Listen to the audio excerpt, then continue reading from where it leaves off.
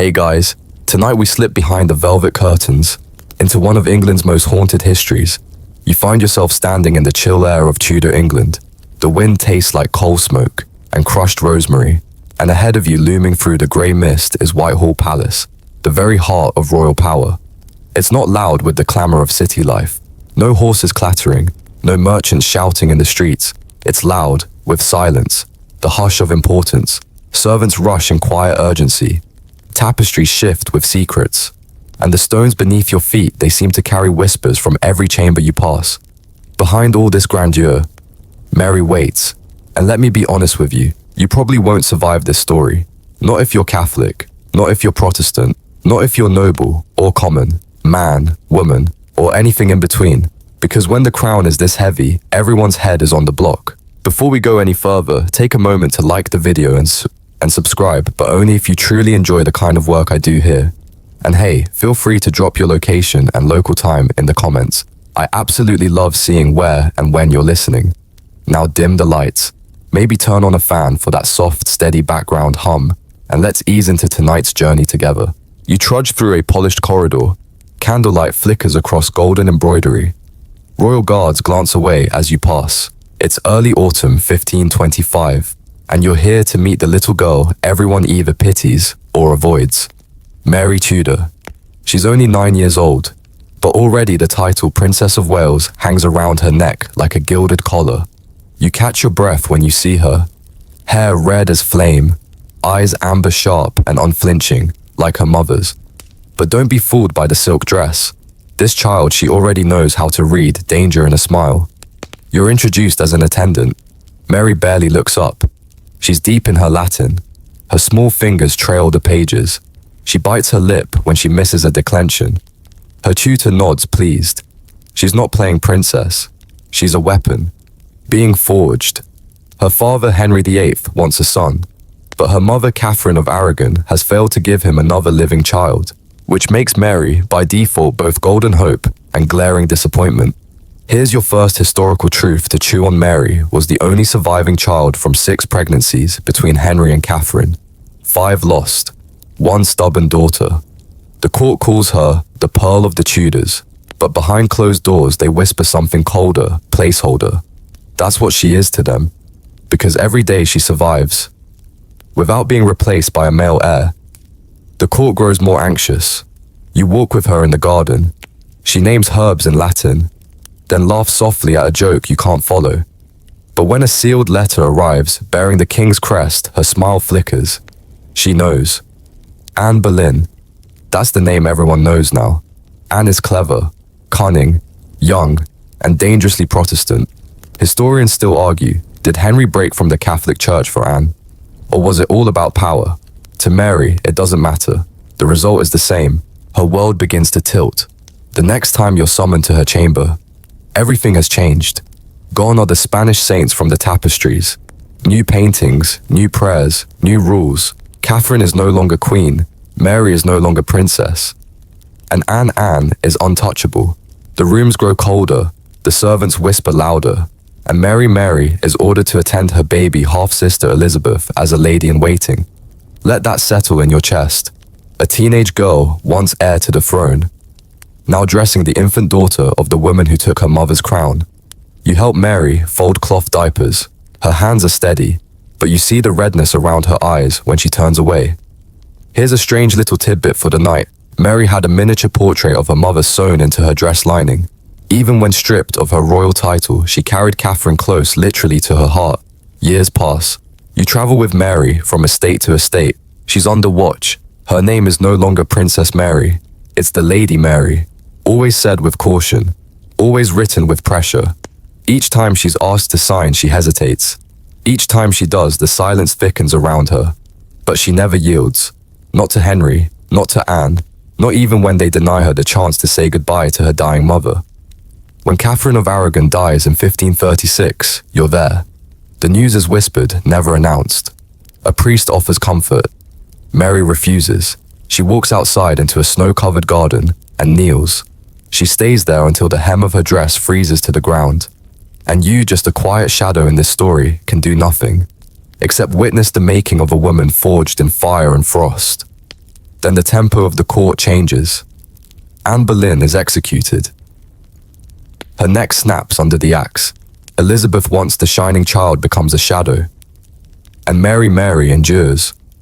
She outlasts her father's 6 wives. She outlasts his rage, his fear, and his unpredictable fury. She watches as her younger half-brother Edward is born. He is hailed. He is crowned. He is celebrated. Still Mary survives. The girl they never thought would matter still whispers her Spanish prayers, still reads Latin by candlelight, still clutches the memory of her mother. Let me say this again because it will matter later. Mary never gave up her Catholic faith. Not when they stripped her titles. Not when they turned her into a servant. Not even when they tried to erase her. That quiet resistance, that unwavering belief, is what makes her dangerous. It is what will turn her from the discarded daughter into the iron-hearted queen. You leave her chamber that night and everything feels different. She's no longer a child. She is a queen in waiting, and the kingdom has forgotten how dangerous a waiting queen can be. Because soon, very soon, Mary Tudor will return, and England will finally see what it means to crown a woman who has endured everything to reclaim her place. Hey guys, that's it for tonight's episode. If this journey into Tudor shadows moved you, consider leaving a comment, sharing your thoughts, or maybe just a quiet "I'm still here" for Mary, and for all the voices history tried to silence. Sleep well, dream heavy, and I'll see you next time, just beyond the veil. You wake to the sound of hooves thundering across wet cobblestone. The rain hisses like steam as a royal messenger gallops toward the estate where Mary now lives. She's not exiled, but close. Always half a step away. Always watched. You watch from the upstairs window as the rider dismounts. His cloak drips, his boots splash. The letter in his hand trembles as if it knows what it carries. Mary is being called to court. You follow her down the hall. A very different Mary now. Older, quieter, sharper. Her hair is pulled tight beneath a veil. Her gown is severe, all dark lines and somber grace. She walks like a woman who has memorized every betrayal. Henry is dead, and now on England's throne sits her half-brother, Edward VI, a boy king, propped up by powerful Protestant nobles. You are there as Mary kneels before him. There is no warmth in his voice, only political venom thinly masked as pity. He demands that she give up the Catholic Mass. She does not argue. She does not beg. She simply rises and walks out, as if God himself holds her spine upright. It's a dangerous move, because by now England is swinging hard toward Protestantism. Latin Mass outlawed, incense banned, priests arrested. Churches once glorious now stripped bare, whitewashed, emptied, hushed. And yet in one quiet corner of the country, Mary Tudor keeps a chapel. The candles still burn, the incense still lingers, and the prayers are whispered in a forbidden tongue. Here's your mainstream historical fact. During Edward's reign, Mary was watched constantly. Every move she made reported. Every letter she received read, analyzed, debated. Her only true allies, ambassadors from Spain. She became more than a symbol. She became a threat. You're there in her candlelit household. At a dinner where grace is spoken in code. Where glances drift to windows too often. Where the act of breathing feels like rebellion. Then everything shifts. Edward grows ill. And quickly. You're there when Mary learns the truth. The boy king is dying, thin as a reed, coughing blood, unable to rise from bed. And in the vacuum, his death will leave the schemers appear. John Dudley, the Duke of Northumberland, moves quickly. Too quickly. He convinces Edward to name Lady Jane Grey as heir. Jane is young, educated, devout, and more importantly, pliable. When Edward dies, Jane is declared queen, and Mary disappears. One morning you wake and her bed is empty. No servants, no guards. Just a folded letter with ink still fresh. I go to claim what is mine. God willing, I shall not fail. You follow the whispers. East Anglia. The countryside stirs, like something ancient and angry. Peasants march, nobles rally, and banners rise deep red with golden embroidery. The arms of Catherine of Aragon, reborn. And at the head of it all rides Mary. Historians still argue, did Mary ride to win, or did she ride to die, with dignity? But the truth is she rode anyway, through sabotage, through rumor, through betrayal. She gathered forces by the thousands. You meet her at Framlingham Castle. The sky above is the color of steel. The stone walls rise high, and inside Mary waits. But this is not the discarded girl you once knew. She wears armor, not full plate, but enough to make a statement. Her banner flaps above her. Her voice when she speaks is steel-wrapped silk. By the grace of God and the right of my birth, I am your queen. You feel it. In real time, the shift. The belief spreading like fire. The crowd chants her name. The air tightens with shared conviction. And back in London, Lady Jane Grey sits in the tower trembling. 9 days. That's all Jane gets. You're there when the tide turns, when the council flips, when the streets flood with celebration. The bells ring, cannons fire not for war but for joy. Mary enters the capital in a carriage flanked by bishops and nobles. She doesn't smile, but you see it. A flicker behind her eyes. Not joy, not even triumph, just calculation. The cold knowing of someone who understands that crowns weigh far more than gold. Here's your quirky tidbit for the night. When Mary entered London in 1553, she wore deep crimson velvet. It was a color traditionally worn by monarchs, but also the color of blood. Coincidence, maybe. Prophecy. Some say yes. At court, Jane Grey is imprisoned. John Dudley is executed. The message clear. Mary Tudor is not to be trifled with. And yet, you feel it. Tension. In the shadows of the palace, she's queen now. But for how long? She's 37 and unmarried.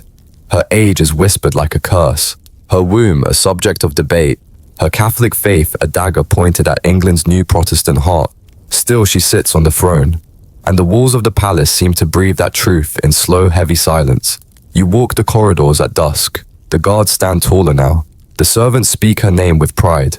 The chapel smells of incense once again. But Mary walks carefully. Always. Even with her crown. You notice she eats alone. Often. She speaks less. She trusts few. Even you. Because Mary knows seizing a throne is one thing. Keeping it. That's where the real blood gets spilled. And if history is any guide, it always gets spilled. You find yourself drifting through the palace. At twilight. Its golden corridors, once radiant, now cloaked in a quiet unease. Mary is queen. Yes. But power whispers threats even in the silence. Tonight the halls seem too still. The light too dim. And though her crown is polished and her throne carved in splendor, you can feel it. The tension of a kingdom caught between past and future. One half of England breathes a cautious prayer. The other holds its breath. Mary wastes no time. She moves swiftly. She re-establishes ties with Rome, restores the Catholic Mass, and recalls the exiled clergy. The Protestant reforms of her brother Edward VI are undone almost overnight. Stone altars return. Stained glass gleams in the windows again, and holy water splashes at the entrance of every chapel. You're standing beside her during her first public mass as queen. The Latin chants rise, echoing through Westminster like they never left. Her voice, usually so quiet now, rings out clear and resolute. She's not simply reviving a religion. She's exorcising what she believes was a national sin. But beneath the incense, there's urgency. She needs an heir. And this is where things become complicated.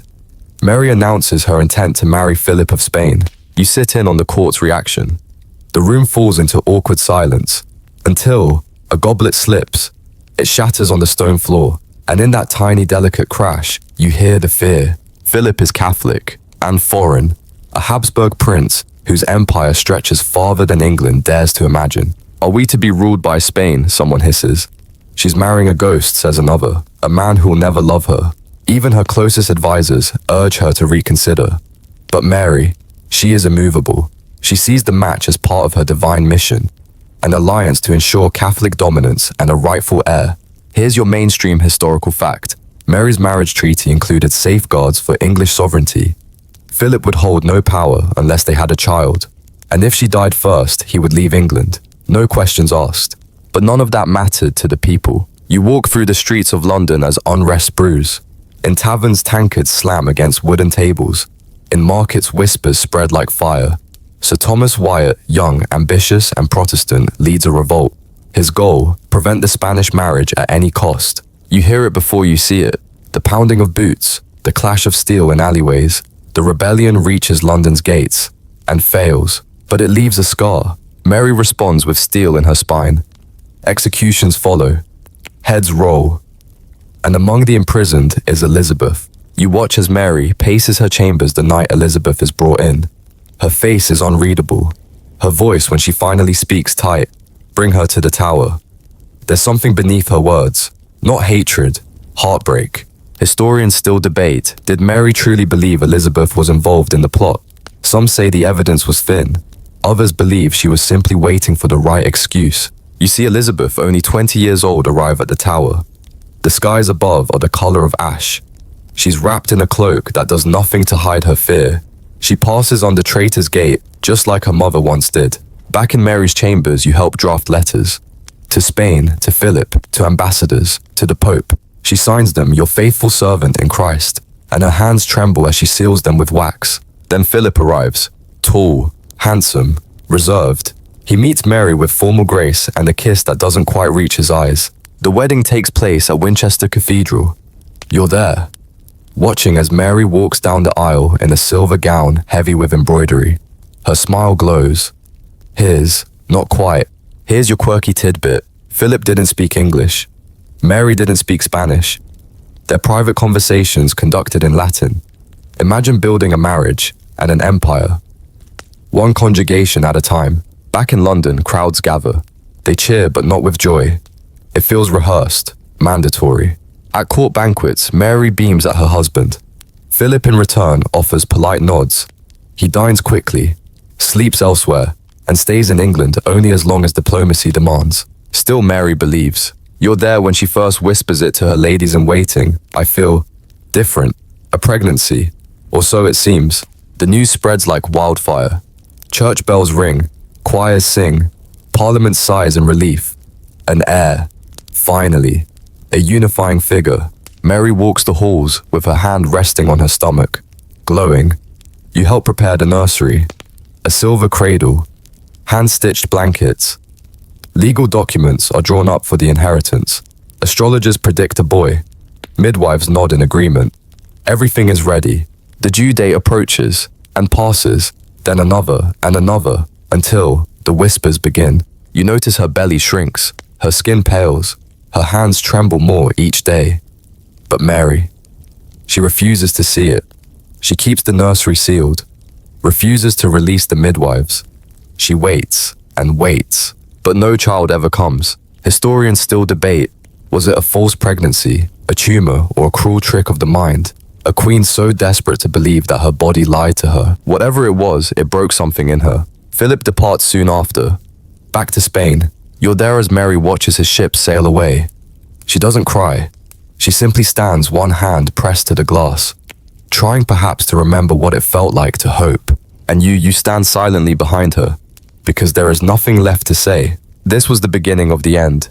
Not with fire, not with war, but with silence, with waiting, and with a cradle that stayed empty. Let me know if you'd like to continue this journey into history, into the fire that came next, because Mary's story is far from over, and England still remembers what came after the hope turned to ashes. You walk the palace halls again. They echo now, hollow, heavy. Gone are the cheerful sounds of preparation. No more midwives bustling past. No laughter in the nursery. No silver cradle waiting. It's all been dismantled, packed away. The nursery repurposed, and Mary does not leave her chambers. Some days you sit with her in silence. She doesn't look at you.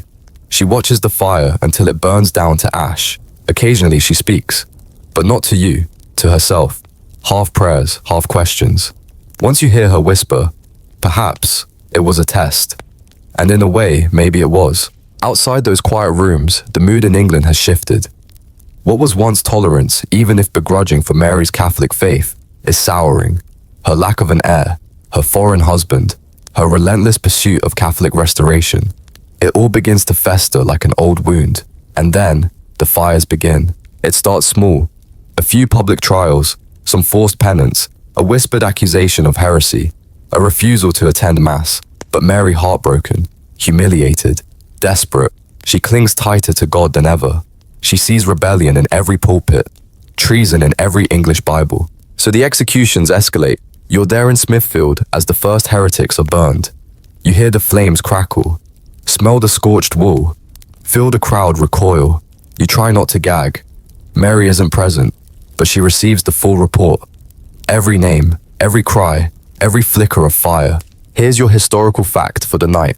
Between 1555 and 1558, Mary's government executed nearly 300 Protestants by burning, more than any English monarch before or after her.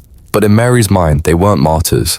They were lost sheep, unwilling to return to the flock, refusing to repent, refusing salvation. You watch bishops, you watch peasants, you watch noblemen, all summoned, all questioned, many condemned. Even Thomas Cranmer, the very man who annulled her mother's marriage, is dragged to trial. He recants. Then in one final act of defiance, he takes it all back as the flames lick his feet. You see Mary read the report of his death in silence. Her mouth tightens, just for a moment, but she does not weep. She fasts, prays harder, then signs more orders. Historians still debate. Was this vengeance? Was it sincere faith?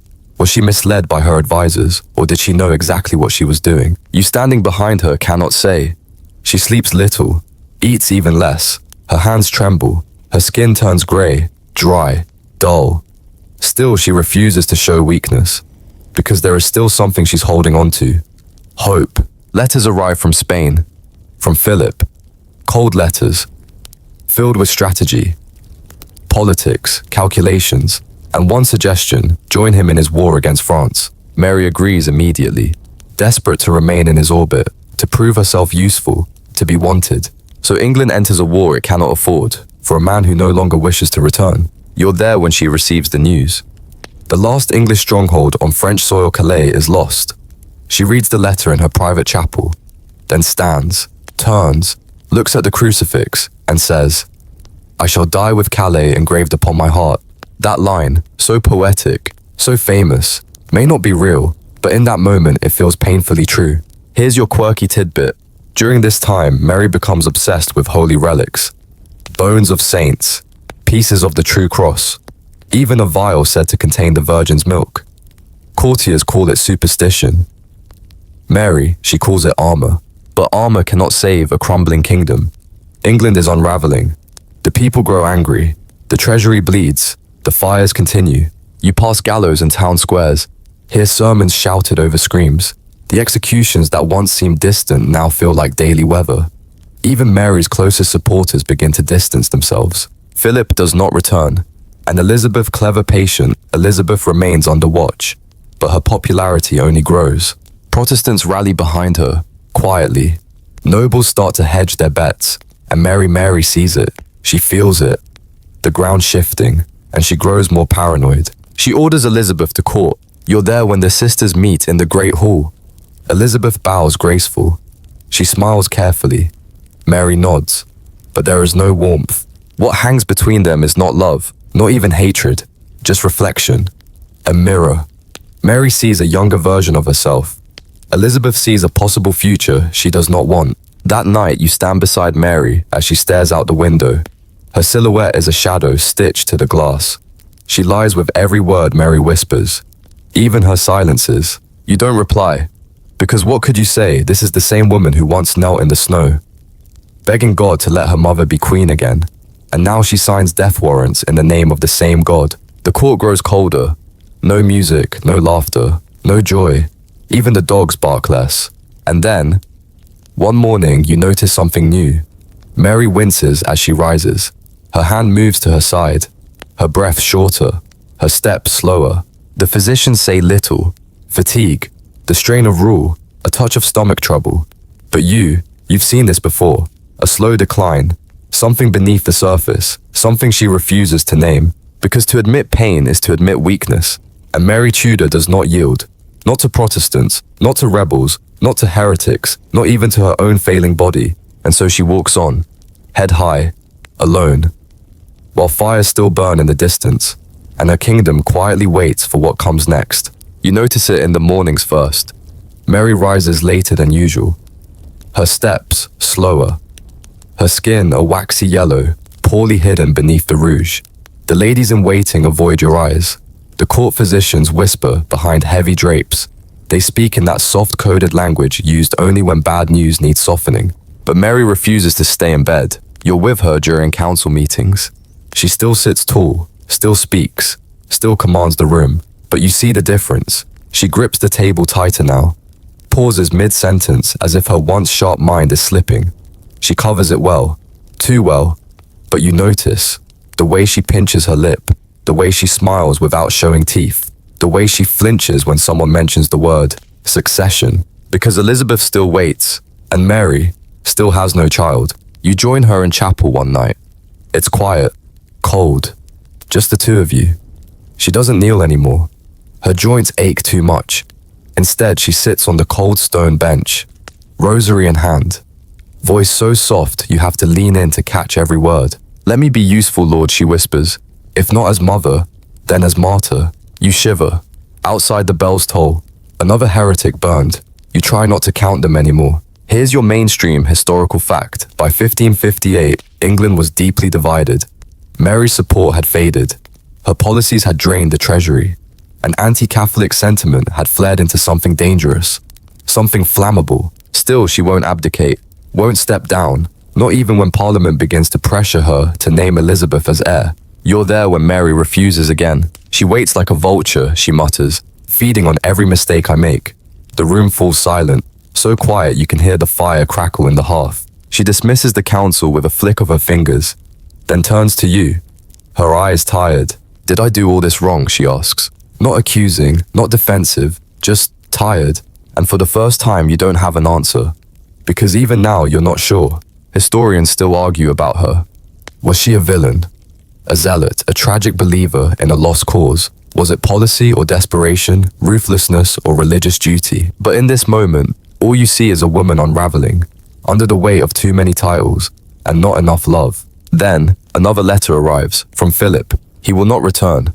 Not even to say goodbye. He has business in the Netherlands. Mary reads the letter in bed. She doesn't cry, doesn't even frown. She simply folds it carefully and places it on the nightstand, next to her untouched plate of figs. That night, her fever begins. You fetch the physician. He checks her pulse, listens to her breath, then frowns. "She's bleeding again," he whispers. When she's out of earshot, "Where?" you ask. "Everywhere," he replies, and refuses to explain. "Here's your quirky tidbit. Some said she had dropsy or edema, a build-up of fluid caused by organ failure. Others believed it was uterine cancer. One rumor claimed her insides were rotting, though that was likely Protestant propaganda. Whatever the truth, Mary deteriorates quickly. Within days, she can no longer sit up without help. Her fingers, once draped in jeweled rings, now too swollen for even a simple band. Her hair falls out in loose clumps. The scent in her chambers changes a strange mix of lavender water and something sour, something wrong, something dying. You hold her hand through it all. Sometimes she speaks clearly, asks about old friends, inquires after repairs to the chapel roof. Other times she slips. She calls you by her mother's name, or Philip's, or Elizabeth's. One evening she stares past you into nothing and murmurs, "He waits for me, but he won't take my hand." You ask her who. She doesn't answer. Outside London grows louder. Rumors circulate. Elizabeth has been fitted for new gowns. Protestant nobles draw up secret plans. Foreign ambassadors circle like gulls around a sinking ship. You beg Mary to name an heir, but she only shakes her head. "If God wills it," she whispers, "he'll choose the right one." Even now, even in her final hours, she refuses to crown Elizabeth. That decision will fall to her council, and the chaos that follows will shape England for centuries. Then one night, you wake to a strange sound. Not a gasp, not a scream, just silence. Complete, absolute, wrong. You run. The guards at her door let you pass, without a word. Inside, the fire has burned down to coals. Her bed draped in white. And Mary, Queen of England, daughter of Henry VIII and Catherine of Aragon, wife to an emperor, lies still, her mouth slightly open, her hands folded on her chest, her rosary slipping through stiff fingers. You sit beside her. For a long time. No trumpets, no visions, no divine blaze of glory. Just a grey morning creeping across the window pane. She is gone. And no one, not her enemies, not her allies, not even the Lord seems to know what to do next. That was the end of Mary Tudor, but not the end of her story. Because outside that quiet room, a new queen waits, and a very different England is about to rise. The palace wakes slowly, cautiously, like a creature unsure whether it's safe to breathe. There are no trumpets, no grand proclamations, just hurried footsteps, hushed voices echoing through long stone corridors. The queen is dead, but no one rushes to mourn her. And that is what unsettles you most. You notice something strange, not grief, but relief. It begins as a subtle shift. The courtiers, those who used to tiptoe past her chambers, now walk with steady strides. The servants speak a little louder, their shoulders less tense, their movements lighter. Even the candles seem to burn brighter in their sconces, as though the palace itself has exhaled. You remain near Mary's chamber as her ladies prepare the body. They move carefully with reverence, but there are no tears, no words, only silence. Her skin is pale, almost translucent. The ribs show clearly beneath the linen. She looks smaller than you remember, as if death has shrunk her from queen to child. You help dress her in crimson robes trimmed with ermine, the same shade she wore when she entered London in triumph, back when she was the sovereign England feared, and for a brief time, adored. Downstairs, the council gathers. No one says it out loud, not yet. But the question is on every tongue, what now? You stand just outside the chamber door, listening. The debate is short.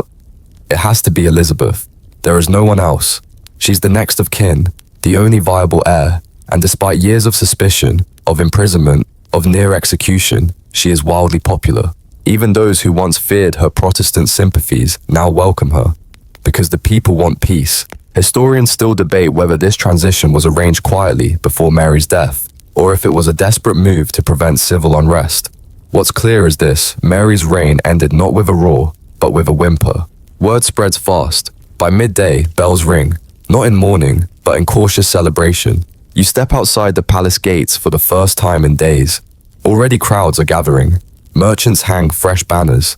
Children chase one another around puddles with garlands in their hair. Priests stand frozen at the edges of the street, uncertain, wondering if their Latin masses will soon be treason again. It feels like the past 5 years have been folded up and tucked away like a bad dream. That evening you return to the palace.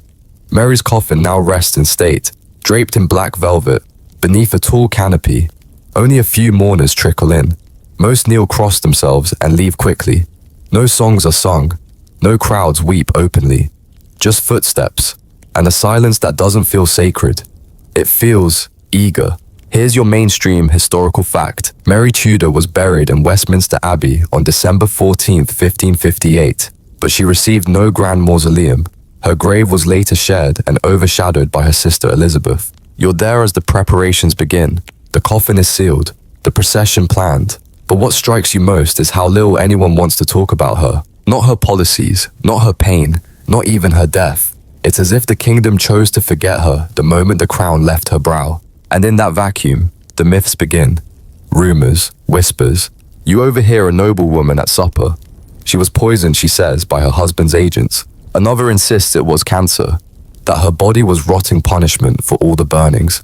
Others say sorcery, that she died cursed, barren, alone, because she had betrayed her father's reformation. You want to scream, to remind them of the girl who knelt in the snow praying for her mother, the queen who rode into London on a wave of hope, the woman who clutched her rosary tighter than any man's hand.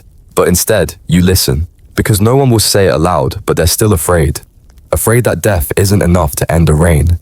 Afraid that Mary's ghost lingers in shadowed corners and incense-stained chapels. That night, you stand vigil one last time by her coffin. Only a single candle burns. Soft footsteps echo behind you. It's Elizabeth. She enters alone, dressed in black, no guards, no attendants, just her, and the quiet. She approaches the coffin slowly, then pauses. For a long time, she says nothing. Finally, a whisper. She should have ruled longer. If only she hadn't. She doesn't finish. She doesn't have to. You know what she means. If only Mary hadn't burned so many. If only she'd produced an heir. If only she'd trusted the people who truly wanted to help her. Elizabeth places her hand gently on the coffin and says, "Rest. I'll take it from here." Then she turns and walks away. You stand alone again. Here's your quirky tidbit. During Mary's funeral, it was said that a small slip of paper was placed in her coffin. It read, "Regina sed non amata," a queen but not beloved. No official record confirms it, but the phrase has never left history's memory. Outside, the bells ring again, this time for Elizabeth.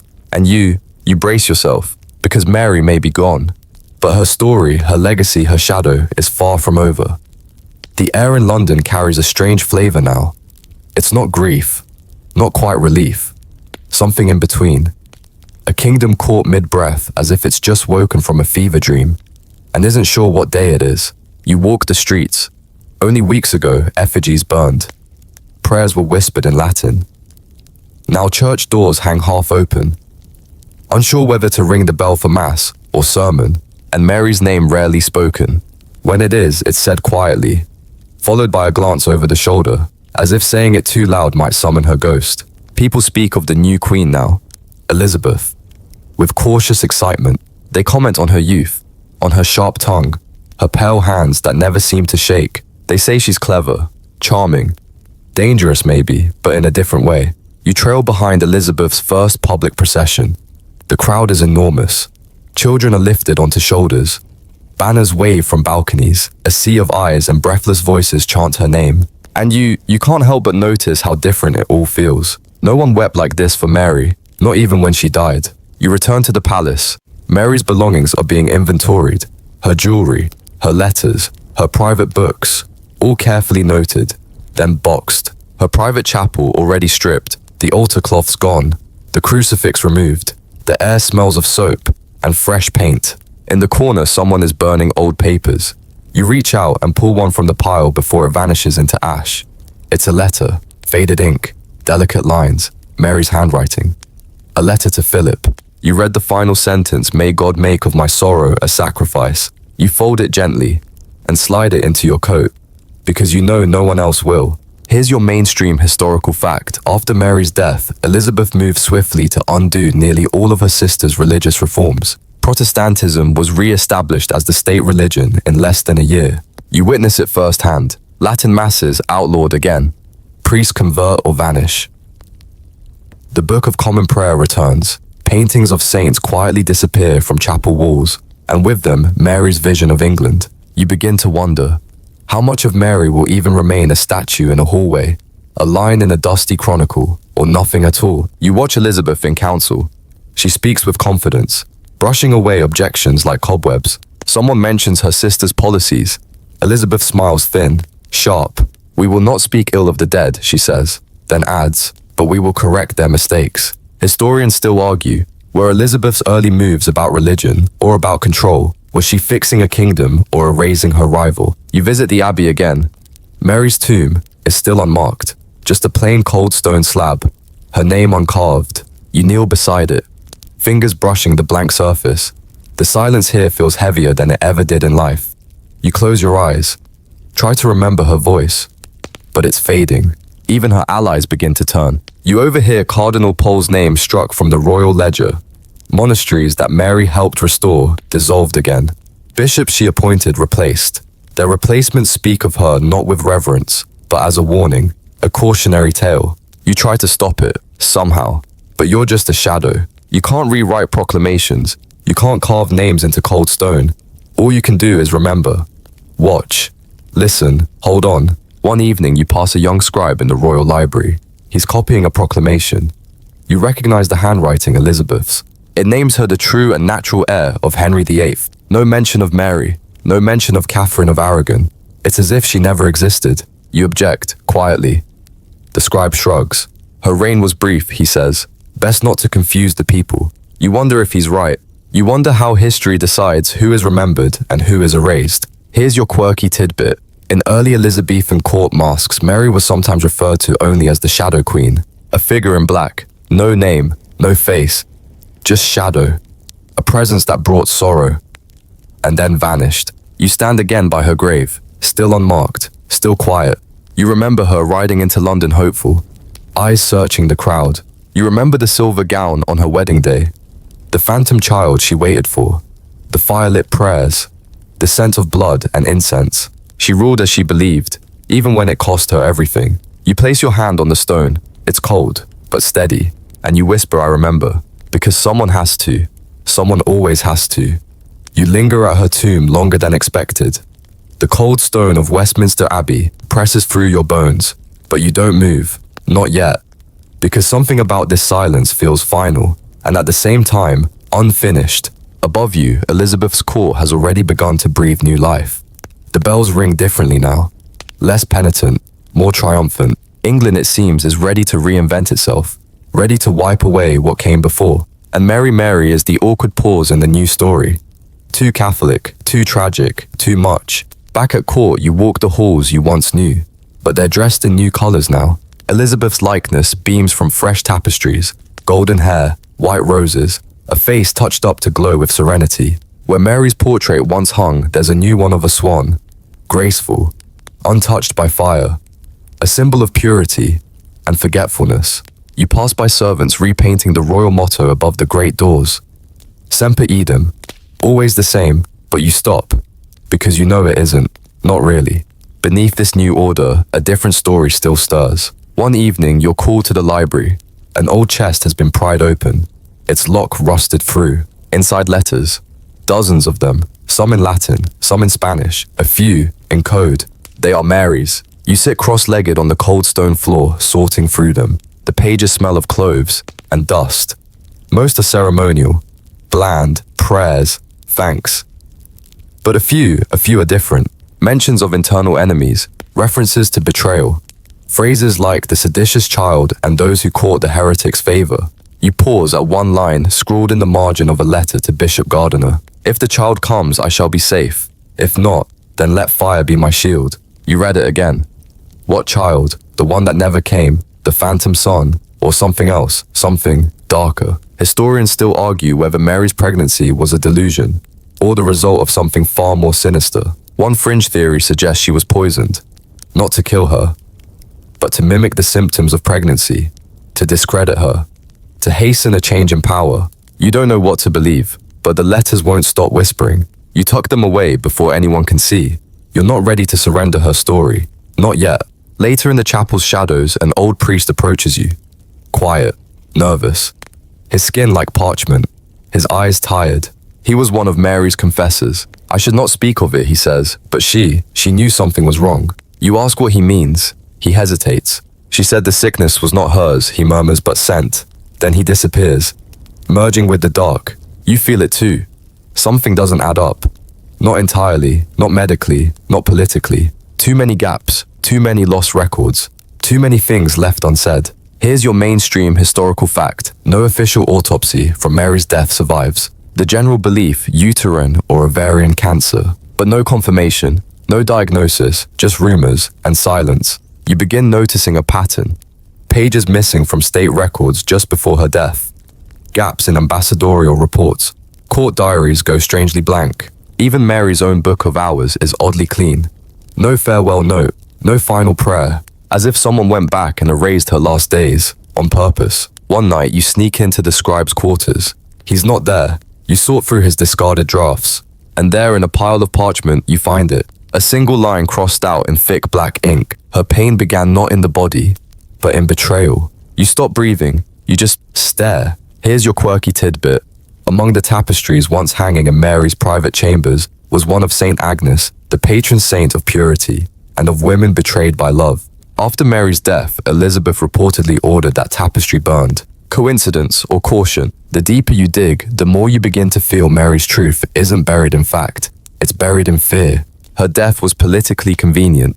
Her body sealed, never examined. Her letters redacted. Her legacy rewritten. You close your eyes and try to picture her. Not the queen, not the martyr, but the girl. The one who studied Latin in the garden.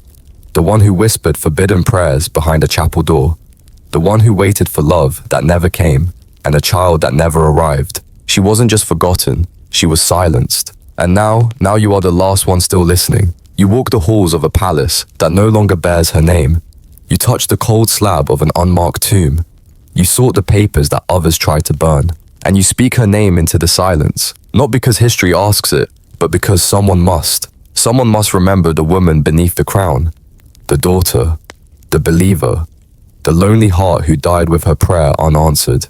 You whisper one last time, I remember, because if you don't, no one will. You dream about the palace that night, but not as it is now. No banners, no gold-trimmed mirrors, no tapestries of swans. You see it as it was. Tapestries of saints lining the long stone halls. The smell of rose oil lingering in the corridors. Latin hymns rising faintly through stained glass windows. And ahead of you, Mary walks, not as queen, not dressed for court, just a girl, in white linen, barefoot, carrying a single candle. She stops at a locked door, turns, and says, "They left something behind." You wake before she opens it. And the strange thing is, you know exactly where to go. You return to the Queen's private apartments. They've long since been cleared, scrubbed of her presence. Elizabeth had them repurposed almost immediately. But some things don't change. The doors still creak the same way. Some stones still bear impressions from where old furniture once sat. You run your hand along the wall behind the grand canopy bed and press gently on a loose panel you hadn't noticed before. It gives inside letters. Not many, not enough to change history, but enough to raise the hair on the back of your neck. One is addressed to be read only in God's absence. You unfold it slowly. The handwriting is Mary's. Jagged, unsteady, like someone writing through pain. She writes of dreams, of nightmares, of something turning inside her long before her body gave way. She describes pain shifting, inconsistent, impossible to track. She doubts her own mind. She wonders if the child she carried was ever real, or ever hers. And then, you reach a line that stops you cold. "I was not alone in my chambers that summer. The shadows knew my name." You reread it 3 times, not because of the word shadows, but because of the word knew. You pocket the letter. You don't show anyone. Some truths are meant to whisper. Here's your mainstream historical fact. Mary's phantom pregnancy lasted months beyond the expected term. Physicians of the time, puzzled by her symptoms, assumed she had simply miscalculated. Today, many believe she experienced pseudocyesis, a false pregnancy, triggered by extreme emotional stress. And Mary had more than enough reason for stress, 10 times over. You speak to one of her old physicians. He's half blind now, kept around more for memory than medicine. You mention the pregnancy. He smiles, but not kindly. She wanted a child, he says, more than she wanted peace. And that is a dangerous kind of desire. You leave shaken, because you've seen it. How much she wanted that child. Not for glory, not for dynasty, not for her name, but for proof. Proof that God had not abandoned her. Proof that her suffering meant something. And now she has become the suffering, reduced to a cautionary tale. A queen remembered more for what she did to others than for what was done to her. But you're beginning to believe she knew. She knew that history would turn against her. You reread her final note. "If they take everything else, let them leave silence. In silence I may still be heard." Historians still argue whether Mary truly understood how feared she had become, whether she ever stopped believing in the righteousness of her actions. But you think she knew, and she carried on anyway. That's what makes it so haunting. You walk the palace grounds one last time. The rose bushes she once tended gone, replaced by hedges, cold, geometric, gardens now carved to reflect Elizabeth's precision. The marble statue once placed in Mary's honor quietly moved to a chapel corner. No plaque, no name, no memory. Here's your quirky tidbit. For decades after Mary's death, rumors persisted that her ghost haunted the gardens of Hampton Court Palace, especially near the area where the royal nursery had been built, in hopeful preparation for her son. Visitors spoke of weeping at night, cold spots, doors that opened without sound. Whether it's true or not, hard to say. But as you walk those same paths, you do feel something. A weight, like a gaze watching from the hedges. Not angry, not bitter, just unfinished. You pause beside a worn sundial. The sky is grey, and for a moment, time seems to stop. And you whisper aloud, "I remember." Because if no one else will, you must. You owe her that. The queen who ruled with fire and died in shadow. Who prayed for a future that never arrived. Who wanted only to be loved by the people she could never truly trust. And you can still hear her voice, even now. Not the voice from the throne, not the one in proclamations or royal letters, but the one whispering in a quiet chapel, candlelight flickering, hands trembling, asking for grace, asking for purpose. You stand at the edge of memory, and you speak her name one last time, not to mourn, not to sanctify, but to remind the world she was here. Mary, queen, daughter, believer, forgotten by many, but not by you. You turn to leave this palace, but the wind moves strangely, and the bells, the same ones that once tolled in sorrow, now ring with unfamiliar rhythm. England moves on, but Mary lingers, not in portrait, not in prayer, not in pageantry, in whispers. in silence, in the spaces where power and memory collide. And in those spaces you carry her, because sometimes to be remembered is the only crown the dead can wear. You walk into the royal kitchens, not because you're hungry, but because that's where the rumors started. The heart of every palace is not the throne room, it's the scullery. Gossip bubbles faster than stew pots. Secrets boil over when the wine flows and the guards stop listening. And lately the whispers have returned. New versions of old fears. One of the cooks gestures you over. Low voice, shifting eyes, flour on his sleeves. They say it was poison, he mutters, kneading dough with a little too much force. Not heretics, not cancer. Poison. You wait, but he doesn't elaborate. He doesn't need to. Because you've already heard it from 3 others. A stable boy, a laundress, a wine steward, each with a different version. But always the same route. Someone wanted Mary gone, and they used her food to do it. Here's your mainstream historical fact. There was never an official inquiry into Mary's death. No public suspicion of foul play. But then again, things involving royalty were often left unspoken, especially when they involved the crown. You follow the trail, quietly, carefully.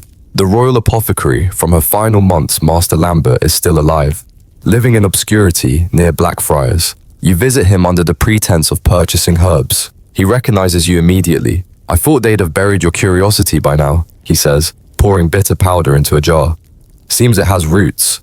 You ask him plainly, was she poisoned? He doesn't answer, not directly, but he places a small pouch in your palm. Inside dried leaves, foxglove. You nearly drop it, because foxglove digitalis purpurea is beautiful, but deadly in the wrong dose. It slows the heart, causes dizziness, nausea, swelling, and eventually, organ failure. All symptoms Mary exhibited in her final weeks. You stare at the pouch, then finally Lambert speaks. She asked me for it. You blink.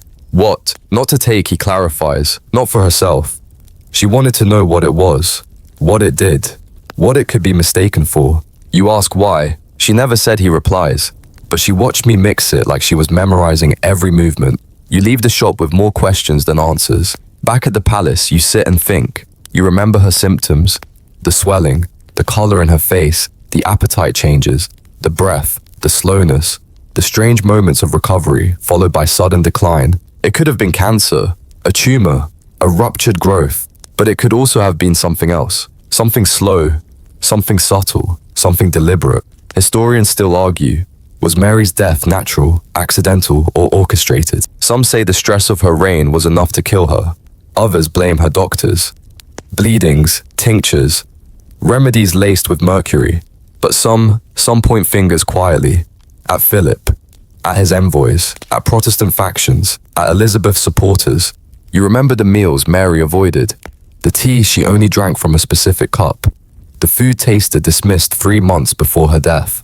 And perhaps most chilling, you remember her whispering to her chaplain, if I die, let it be for England, but not for them. You wonder who them was. You begin collecting the patterns. They appear in notes, in altered recipes, in the sudden disappearance of 2 kitchen staff members, names later scratched from the palace payroll. No explanation, no follow-up.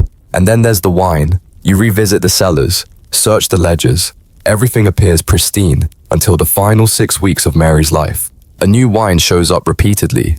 A fortified red, imported, Spanish, labeled only as Reyes del Sigilo, Kings of Silence. You ask around. No one remembers drinking it, but it was always delivered. You begin to wonder, did someone send her a gift with a price? Here's your quirky tidbit.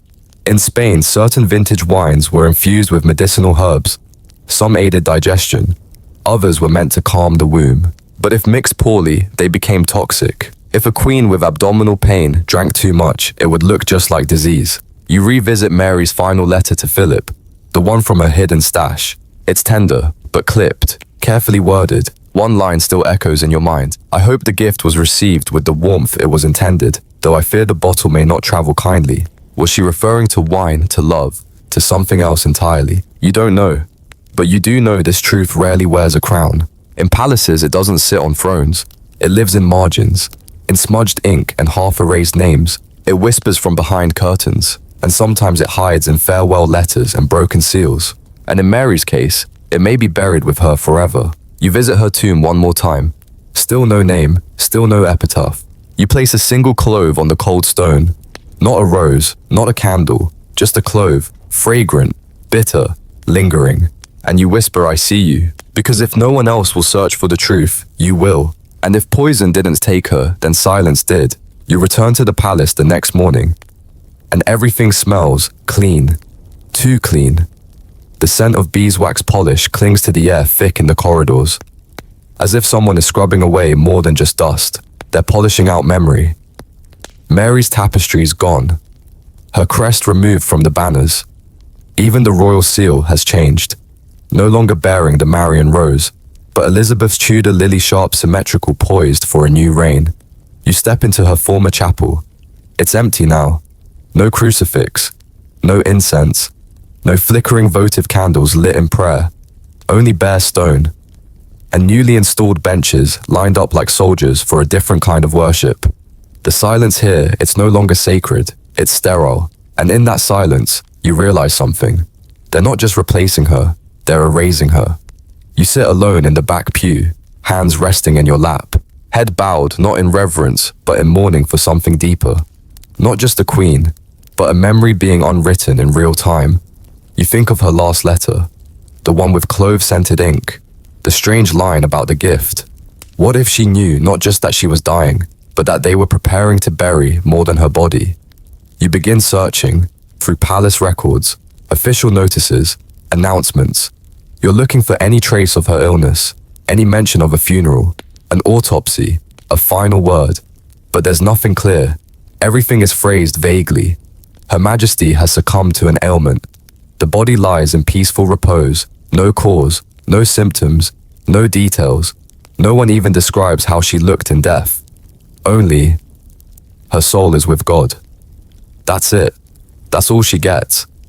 Even in death, Mary Tudor is reduced to a footnote, an uncomfortable question, an afterthought. You dig into ambassadorial reports. The Spanish envoy, he wrote far more than was ever officially delivered. In one coded letter, you stumble across a line. The Queen believes the fire is from within, but others suspect it was fed. That word again, fire, it keeps returning. In rumors, in metaphors, in shadows. You sit alone in her old chambers. They're stripped now. The cushions are gone. The furniture taken. Only one thing remains. A single mirror. Tall, narrow, still nailed to the wall. You stare at your reflection, and for the briefest moment, you think you see her. Not beside you, but behind you. A shadow, a sigh, tired eyes, folded hands, watching, listening, unspoken. Here's your mainstream historical fact. After Mary's death, Elizabeth wasted no time. She distanced herself from her sister's reign in almost every symbol, word, and law. She reversed her policies, banished her memory, and for many years refused even casual reference to her legacy. And even when she allowed it, it was never with warmth, never with fullness, never with grief. The people followed her example. You overhear a young tutor one afternoon. He's teaching a noble boy the line of kings, Henry, Edward. And then came Elizabeth. You interrupt him. What about Mary? The boy looks up confused. The tutor frowns and replies quietly, we do not dwell on sorrow. And that is the problem. Mary is treated not like a queen who ruled for 5 years, but like a storm. An interruption in the story of golden progress. A period they want to forget. You take to the streets. You speak with merchants, guards, beggars who remember both reigns. One man, his hands black with soot, mutters, she burned books, aye, but she built hospitals too. No one mentions that, do they? He's right. Mary refounded hospitals, charitable houses. She personally funded scholarships for the poor. She helped stabilize the currency after years of chaos. But you won't find those things in royal proclamations or school books, because her mistakes were louder, and fire photographs better than bandages. You walk past the tower. Its walls are gleaming now, whitewashed, sanitized. A yeoman speaks to tourists, gesturing to the ancient stones. This is where the good Queen Elizabeth was once imprisoned.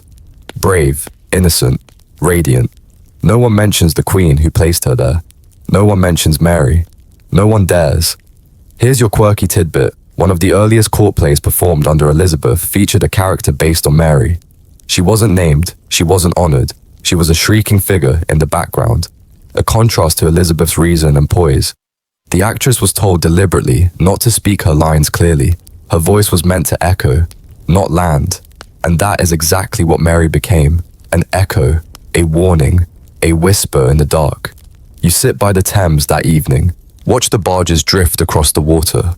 You imagine the barge that carried her coffin, draped in black velvet, sliding past the city she tried to save with incense and steel. Few wept, fewer watched, and fewer still remember. You wonder, did she know? Did she sense it, that this would be the end, that she would be buried not just in stone, but in silence, because she wasn't evil. She wasn't cruel without cause. She was inconvenient, too Catholic, too emotional, too human, too tragic for the future they were building. You return to her tomb once more, still no name, still no epitaph, still no visitors. You press your hand to the cold stone, and you whisper not to her, but to the silence that surrounds her. I'm still listening, because someone has to, because even if her voice was silenced in life, you can still hear it now, not in sermons, not in speeches, but in gaps, in omissions, in the lines they chose not to write, the pages they left blank, the mirrors that still reflect more than one face. And maybe, just maybe, that's where she was always meant to remain. Not in the crown, not in the throne, but in the echo that refuses to fade. You leave Westminster before sunrise. The city is grey. Fog curls off the river like a secret trying to find its voice. Horses clop softly down the cobbled lanes. Carriages roll past vendors just setting up their carts, and behind every corner, you hear the echo of change, of Elizabethan triumph, of rehearsed celebration. But your thoughts, they remain on the woman who preceded all of it, Mary, and the woman who followed her sister. You make your way toward Whitehall, now alive with new life. Elizabeth has arrived. It's striking how quickly a palace transforms under a new ruler. New flowers bloom in the garden beds. New musicians tune their lutes in the gallery. The scent of rosewater replaces the older smells of incense and ash. And Elizabeth herself, she's everywhere. Her likeness already hangs in prominent places. One portrait in particular catches your eye. She stands in a white gown holding a prayer book. Beneath the painting, a Latin inscription reads, "A New Dawn." You stare at it longer than you mean to, because you remember what came before that dawn. You remember the smoke, the prayers, the crown, once too heavy. You follow Elizabeth through her first public days. She greets foreign ambassadors with perfect poise, debates her counsel with sharp wit, charms nobles with a glance that always seems to know too much. She's not like Mary, and she knows it. That's the point. In private, she only mentions Mary when pressed, and always with careful distance. My sister was firm in her beliefs, she says once. Another time, she served God in the way she best understood. It sounds like admiration, but it's laced with detachment. You sit in on one of her early meetings with Parliament. The question of succession is raised. Elizabeth sidesteps it. The question of religion comes next. Her reply is crisp, clean, measured. There will be no more burning. A moment of silence, then applause. You sit still, remembering the faces of those who died under Mary's orders, but also the faces of those who clung to her, for hope, for faith, for a version of England they understood. And you realize history has already chosen its heroine, but has it chosen the whole truth? Here's your mainstream historical fact. Elizabeth, though praised for moderate reforms, retained certain elements of Catholic ceremony: choirs, candles, vestments. Some scholars say it was a nod to continuity, to the world she inherited, but she never credited Mary for any of it. Not in words, not in marble, not in memory. You return to the royal archives. A young scribe not much older than a page asks what you're researching. You say Mary Tudor. He pauses. The one before Elizabeth. You nod. He tilts his head, thinks for a moment, then asks, was she the one who... He mimics a flame with his fingers. The Fire Queen. You nod again, because that's what she's become now. Not a daughter, not a ruler, not even a sister, just a bonfire people walk around. Later that evening, you stand outside the palace gardens. New rows of tulips, lilies, lavender, carefully planted in geometric lines. You ask one of the gardeners if he knows where Mary's favorite garden had been. He shrugs. No records of it. Probably got dug under. You wonder what else was dug under. Which pages were torn, which names were erased, which prayers were rewritten until they meant something else entirely. Here's your quirky tidbit. Some believe that Elizabeth kept one of Mary's rings. An ornate piece garnet center, tiny engraved angels hidden among her private jewelry. Never worn, never shown, just kept. No record confirms it, but the story persists, and sometimes that's enough. You walk the palace again that night. The halls are quiet, torches flicker low, the smell of dust and rose oil lingers faintly. You find your way to Elizabeth's private study. It used to be Mary's writing room. The desk is different now. The curtains are new, but one thing hasn't changed. In the far corner beneath the floorboards, there's still a hollow space. You kneel, lift the plank. It's empty. Whatever Mary left behind, letters, relics, whispers, has either been found or faded. And yet, the silence feels full. Elizabeth enters behind you. She doesn't say anything at first, just stands beside you. I know what they say, she murmurs finally. About her, about me, about all of this. You stay quiet, she continues. Softer now. They needed a villain to make me a queen. A pause. I let them choose her. Another pause. Then she adds, almost like a confession. She chose fire. I chose shadow. And then she leaves. No explanations, no goodbyes. You remain, alone again, in the hollow space where one woman's legacy used to rest. And now, you understand. Mary didn't just die.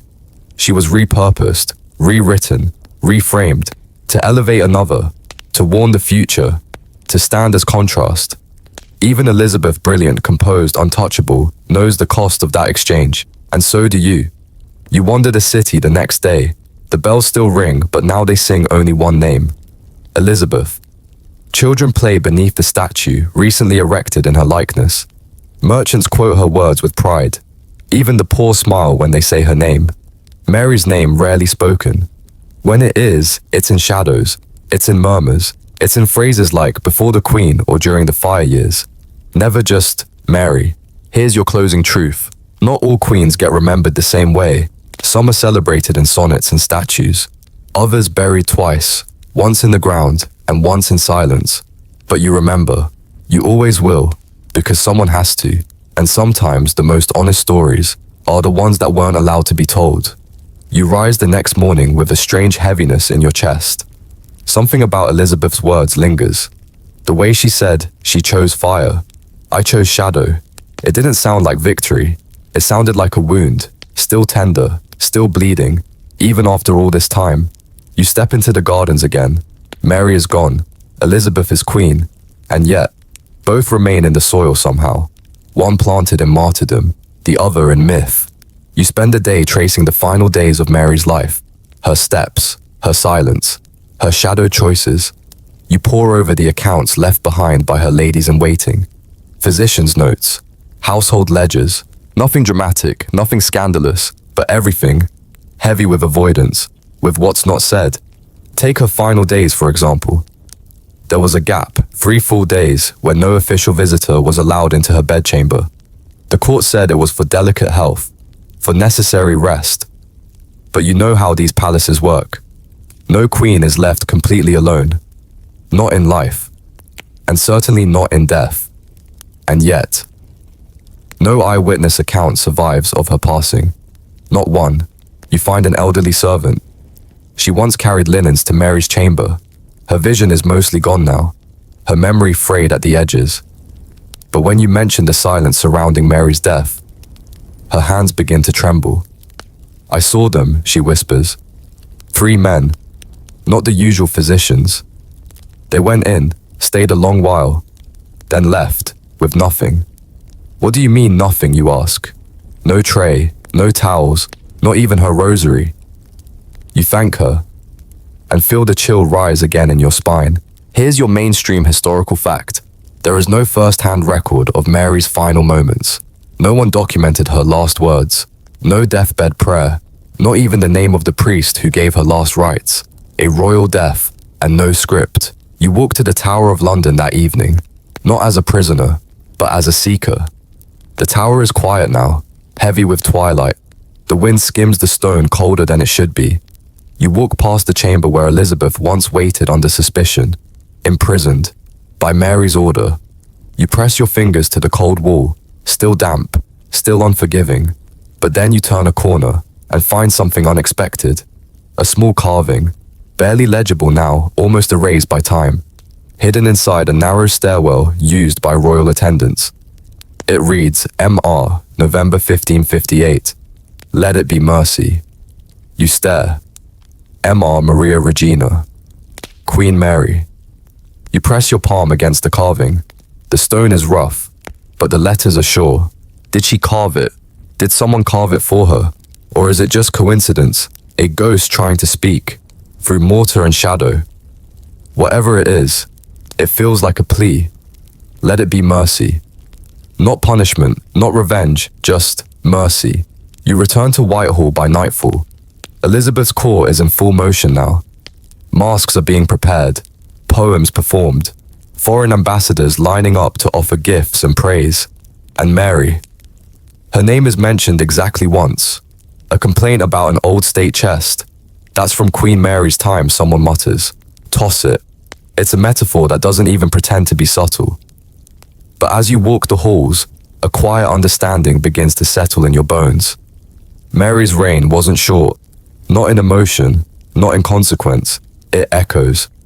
In every torch now lit for Elizabeth, there is the outline of the Queen who ruled before her. In every Protestant prayer spoken aloud, there is the risk Mary tried to silence. And in every moment, Elizabeth stands proudly, utterly alone. It is partly because Mary stood first, and failed. Historians still argue. Did Mary pave the way, or did she only delay what was inevitable? Did her reign give Elizabeth time to prepare, or simply something to react against? But one thing is certain, the throne Elizabeth sits on, it was warmed by fire, Mary's fire. Here's your quirky tidbit, one of Elizabeth's earliest commissions as queen was a locket ring. It held a portrait of herself, youthful and radiant, but hidden inside a second miniature. Some say it was Anne Boleyn, her mother. Others believe it was Mary. Both women in their own way defined her. She never said who it was, but she wore that ring until the day she died. You walk out toward the edge of the Privy Garden, looking toward the river, the same river that once carried Mary's coffin. The water still flows, quiet, unchanged. It never asks who it carries or why. You sit on a bench, close your eyes, and there she is again, Mary. Not in flames, not in fear, just a woman. Red hair gleaming faintly, eyes tired, but not broken, not fire, not fury. Just a queen, still waiting, still hoping, to be remembered properly. You whisper one last thought, not to history, not to Elizabeth, but to her. I see you, and maybe, just maybe, that's enough. The river whispers as you cross it, not loudly, but just enough to make you listen.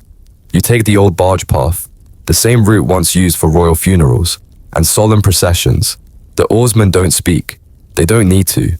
Everyone knows where you're going, not to Westminster Abbey itself, not to the grand tombs, but to the room behind it, the one even locals rarely speak of, the one almost no one visits, because almost no one knows it exists. Beneath the abbey, among the resting places of kings and poets, there is a chamber, locked, hidden, known only to a handful of archivists and historians. It holds no bodies, only the things that are too delicate, too dangerous, too disruptive, to be kept upstairs. You had to pull strings just to get here. Inside the air is thick, close. It smells of damp parchment, of iron, and forgotten prayers. A lantern flickers faintly in the corner. There's only one table, one book, bound in cracked leather, labeled in Latin Regini Mortis, the Queen's death. The clerk says nothing as he hands you a pair of gloves. You slide them on slowly, and then you open the book. The pages fight you at first, stiff with time, brittle, but finally, they fall open. You scan the names, one monarch after another. Some pages are long, filled with detail. Final words, funeral rites, medical notes, even post-mortem observations. But then, you reach the one marked Maria Regina, and everything stops, because that page is nearly blank. Just 5 lines. Date of death, November 17th, 1558. Place St. James's Palace. Cause unspecified affliction of the womb. That's it. No note of her condition. No names of the doctors who attended. No last words. No mention of Philip.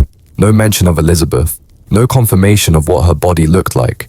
You turn the page, hoping for more, expecting something. But the next entry is Elizabeth. Her page is long, detailed, reverent, full of certainty. You sit back and stare at the faded ink. This was her record. This was all they wrote. Here's your mainstream historical fact, though most royal death records were elaborate and widely publicized. Mary's official death record was unusually short. No preserved letters from physicians. No post-mortem autopsy. Not even a public eulogy. Just a few vague lines, as if her death, like her reign, was inconvenient. You close the register slowly, not in anger, but in recognition. They didn't forget her. They chose not to remember. You climb the Abbey stairs again, out of the dark, back into daylight. But now the light feels different. Not brighter, not warmer, just quieter. As if the air itself knows. As if the stone remembers. Outside, tourists walk in groups, laughing, snapping photos. A guide leads them past the Lady Chapel, and right over there, he says, pointing to a plain stone slab, lies Queen Mary White. She's buried beneath her sister. He pauses, then adds, their tombs were joined later. Another pause, but only Elizabeth's name is on it. And then, he moves on. Just like that.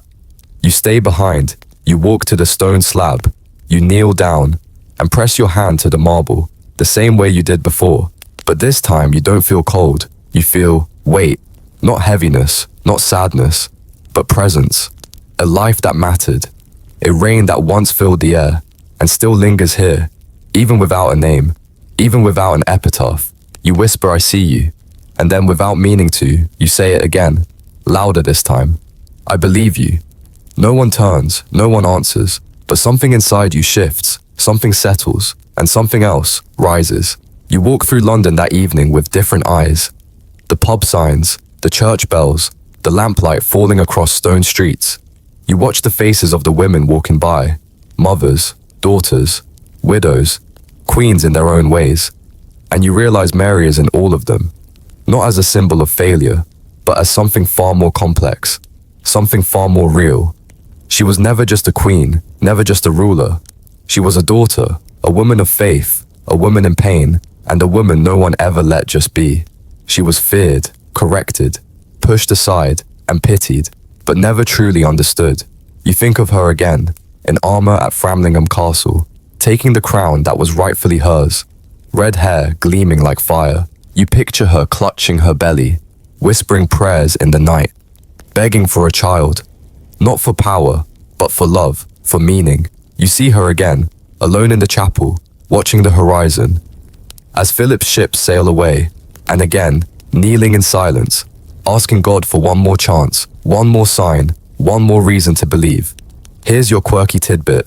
One account claims that in her final hours, Mary clutched a crucifix so tightly that the imprint remained on her palm for days after she died. A mark of faith, a mark of desperation, or maybe both. No one knows where that crucifix is now. Lost, stolen, or maybe buried with her, nestled in her fingers, still waiting, just like her story, just like the truth. Because here's what you now understand. Death may close a mouth, but it doesn't end a voice. History may bury a queen, but it cannot silence her echo. And the river, the one that carried her coffin in silence all those years ago, it still flows, beneath bridges, past cathedrals, beyond the pages that chose not to name her. And in that current, in that whisper, her name lives, her story endures, not written in gold, but remembered in stillness. And as you stand on the edge of the water, you speak one last time, to the stone, to the air, to her, I remember. And somewhere, just maybe, she whispers back. The streets of London gleam after rain, You walk without a destination, letting the city unfold around you the way it might have for Mary herself, before the crown, before the whispers, before the weight of fire and faith bent her shoulders and broke her name.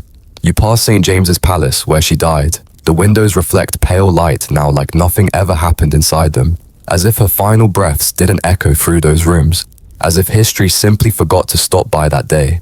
You reach a bookstore tucked beside an old church wall. Inside, a shelf of Tudor histories glistens in the afternoon sun. You pull a few titles, flip to the index. Mary I, Bloody Mary, Marian Persecutions, Elizabeth's Triumph. You shut the book. It's always the same. She's remembered for what she destroyed, never what she tried to restore. For whom she punished, never whom she loved. For fire, never for silence. You head back toward the river. The sky low, moody. A thought returns unshakable now. What if Mary never expected to be remembered kindly? What if she only wanted to be understood? Back in the palace archives, you dig again. You find a box misfiled beneath a different monarch's name, Edward.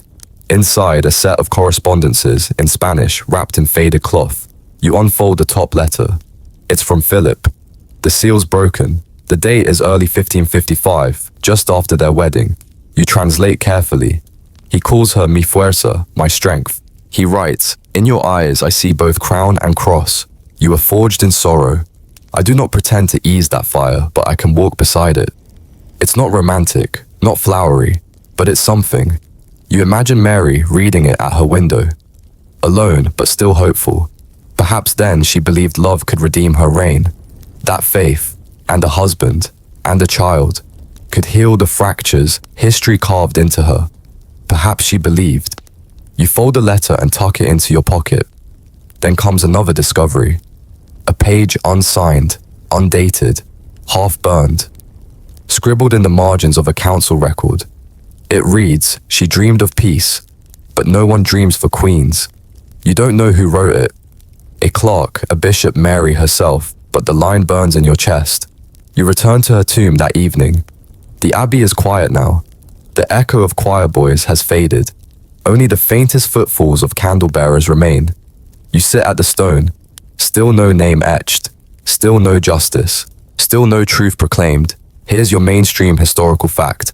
Mary's tomb is indeed shared with Elizabeth. The Latin inscription honors Elizabeth alone. Mary's name was only added centuries later, not on the tomb itself, but in a footnote beneath it. A literal footnote in her own grave. You lie down beside the stone. Just for a moment, your back to the cold floor, your eyes tracing the arches above, and you begin to whisper her story. Not the burning, not the failure, but the girl, the daughter of a discarded queen, the teenager forced to serve her infant sister, the woman who rode to London alone and won the throne with nothing but a birthright and belief, the queen who hoped, who waited, who watched her body betray her husband leave her people turn from her, and who still somehow did not renounce her faith.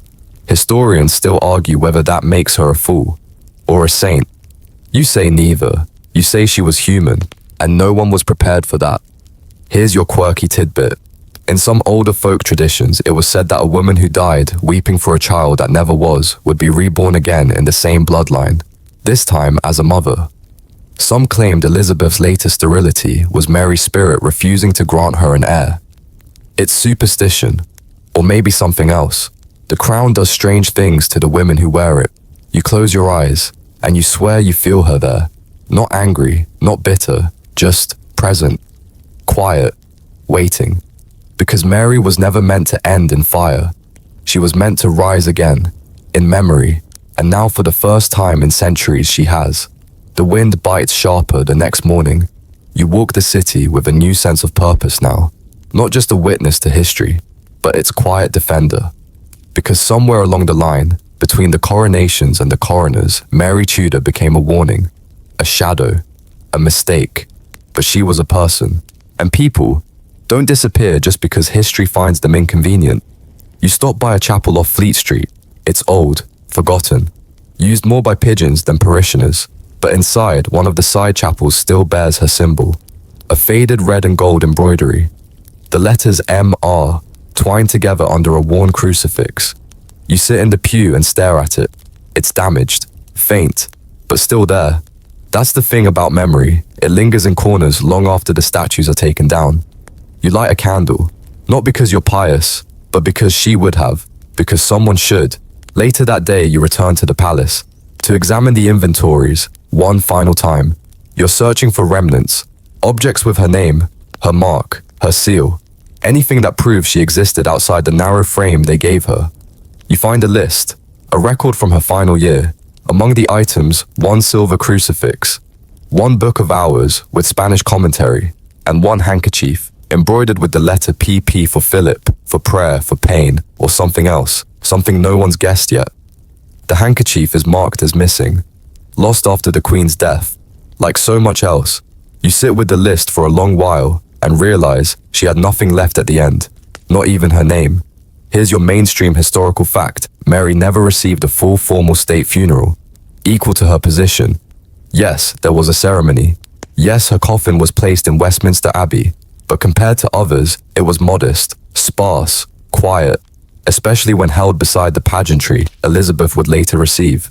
And yet, Mary was the first queen to rule England in her own right, the first crowned, anointed, reigning, before Elizabeth, before Victoria, before any of them, and still, they buried her beneath her sister's name. You leave the palace, walk north, past the edges of London's old city wall, past old homes that once housed courtiers and diplomats. Most are offices now, or bars. But if you squint, you can still see it, the iron torch brackets, the high narrow windows, the ghosts peeking through the curtains. You pause near Ludgate Hill. This is where they say, Mary once stood in disguise, incognito. Listening to street preachers rail against the crown, they didn't recognize her. She wore plain wool, watched silently from the crowd, and when someone asked what she thought of the sermon, she reportedly said, "He speaks boldly. Let's hope he dies quietly." You can't tell if it's myth, but it feels real. Because Mary, for all her grandeur, often met the world alone, on foot, with silence and steel. And while others shouted, she stared back. You head back toward the abbey, but not this time to kneel at her grave. This time, you speak. You stand at the threshold, look down at the worn stone, and begin. She was your queen. She ruled with conviction, however flawed. She suffered. She loved. She believed. You don't raise your voice. You don't need to. The abbey hears you just the same. It always has. Because this place, it holds memory better than any history book. You turn to leave, and for the briefest moment, the afternoon light through the stained glass strikes the tomb in a perfect red shimmer. The color of her banner, of her gown, of her fire. You don't smile, but you nod, because something in the air seems to nod back. Here's your quirky tidbit. In the early 1700s, a small group of Catholic women in London began leaving notes beneath the altar in Mary's memory. Some were petitions, some were apologies, some were simply signed, "Forgive us."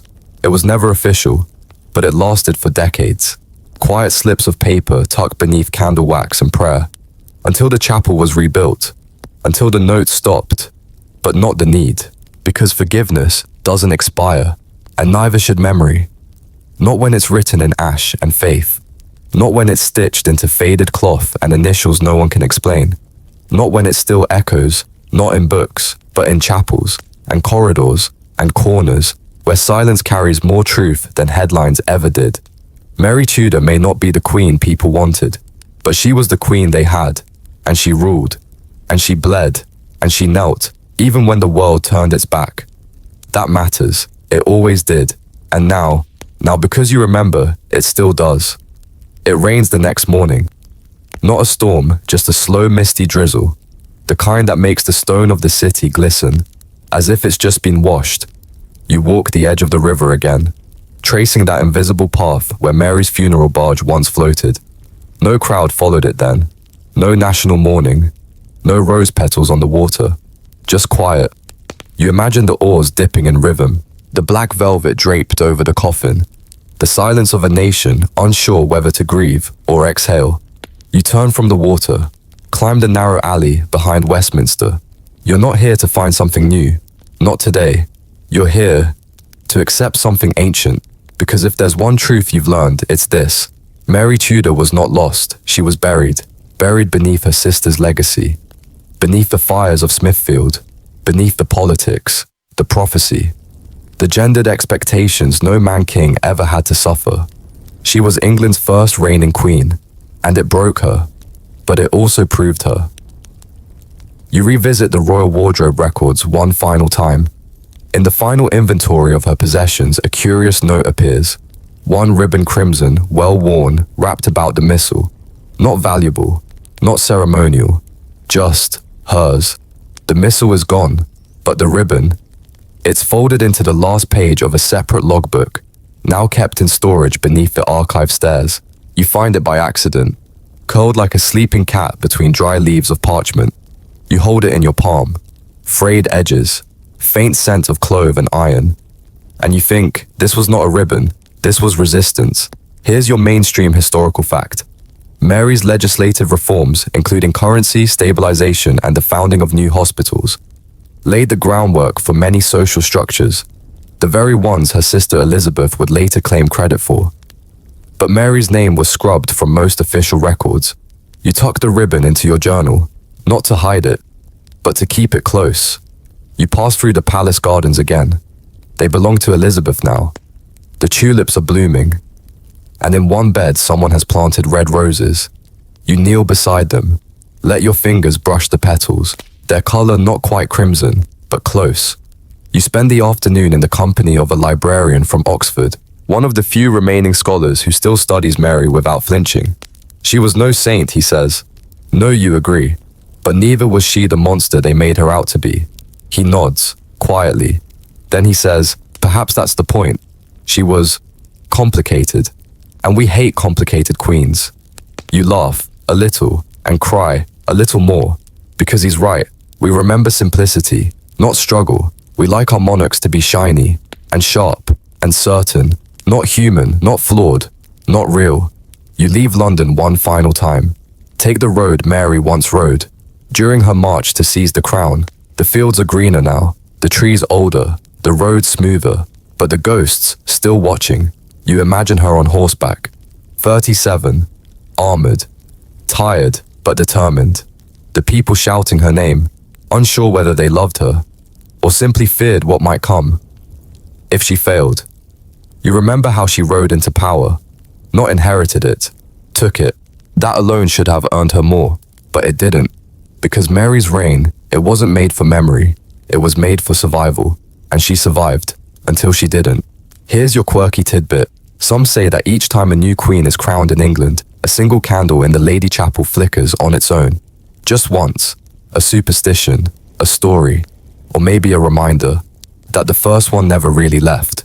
You look over your shoulder before the hill bends out of sight. The palace towers vanish behind the trees. The sky breaks open above you, and the sun bleeds through the grey. And for a moment, just one, you feel it. She is remembered, not as they told it, but as it was. You return one last time to Westminster Abbey, not with questions now, not with theories, just a candle in your coat pocket, and a name you refuse to let go silent. The Abbey is dim, almost empty. The echo of footsteps fades behind you as you cross the nave. The great stone floor stretches before you, like a memory too vast to hold all at once. You pass the tombs of kings and poets, philosophers, generals, all chiseled in stone, all honored with flowers and polished plaques. So many names carved into history. And then, you reach hers. Not a tomb of her own, but a place beneath another, beneath the marble effigy of her sister, Queen Elizabeth. The inscription is as sharp as ever. Here lies Elizabeth, a virgin queen. Clean letters, unquestioned legacy. No mention of Mary in the lettering. No equal space, no shared glory. Just a shadow buried beneath the shine. You pause, you kneel, and gently, deliberately, you light the candle. You place it at the base of the tomb where the stone meets the floor. And for a moment, you say nothing. Not out of fear, but because silence in this place feels sacred. The flame flickers in the draft of ancient air. It casts a warm circle against the cold stone. Your fingers trace the edges of the slab, rough, worn, uneven. The grooves feel like valleys. Valleys worn not just by time, but by avoidance, as though history itself had tried to forget how to spell her name. But you whisper it anyway, softly, like a vow. Mary. It is not the first time you've said it, but this time you let it linger. You hold the sound there between stone and shadow. You rise, but you don't turn away. Not yet. There's something more you need to say. Not to the stone, not to the abbey, but to the story that still breathes in the space around her. Because now, you know. You know that queens don't always die with crowns on their heads. That some are buried beneath their sisters, and beneath silence, and beneath their own mistakes. But that doesn't make them any less royal, any less real. You whisper again. This time not as a question, but as a truth. You were the first crowned queen regnant, the first woman to rule England not as wife or mother, but as sovereign. You step away slowly. The candle flickers, the flame is small, but it holds steady, because it knows what you do now. That truth, no matter how long buried, always finds breath. That memory cannot be erased, only rewritten, and in the quietest corners of history. Some legacies choose to wait, not for vengeance, not for glory, not for praise, just to be named. You step outside. The air is damp. It smells of rain on old stone. And something older still. You don't look back. You don't have to. Somewhere behind you, the candle flickers once more. But it doesn't go out. Not this time. And that matters. That means something. So now, you exhale. Let the story soften in your mind. Let the noise of fire and faith, of crown and silence, fall gently behind your thoughts. You've walked with her now, through palace and prison, through triumph, through terror, through the long echo of choices that never seem to end well. You've seen the weight of expectation crush a woman, whose only crime was believing too fiercely in the world she wanted to build. And perhaps, that's what makes Mary Tudor unforgettable. Not her flame, not her fury, but her humanity. She tried, failed, yes, but tried. She reached for something in a world that told her not to reach at all. A crown, a cause, a legacy. And in doing so, she burned. Burned with belief, burned with desperation, burned with sorrow. But still, she reigned. Still, she mattered. And somewhere, in the cracks of stained glass and scorched parchment, she waits. Not to be praised, not to be exonerated, just to be remembered. And that is enough. That is everything. You're allowed to feel torn, to admire her strength, and grieve her cruelty, to question her faith, and still feel the ache of her longing. That's the mark of a story well told, of a life fully lived. Now breathe. The room you're in is quiet, the light dim, the world distant. The edges of your thoughts begin to soften. You did well tonight, walking this long and winding path with open eyes, with an open heart. So rest now. Let the past drift like incense on evening air. Let her be, for once, at peace. And let yourself be too. Because some stories don't need perfect endings. Some legacies don't need marble statues. They just need a voice. Yours. Good night, listener. May your sleep be deep. May your dreams be royal. And may the flame never go out, even in the quiet. Especially in the quiet. End of script. Sweet dreams.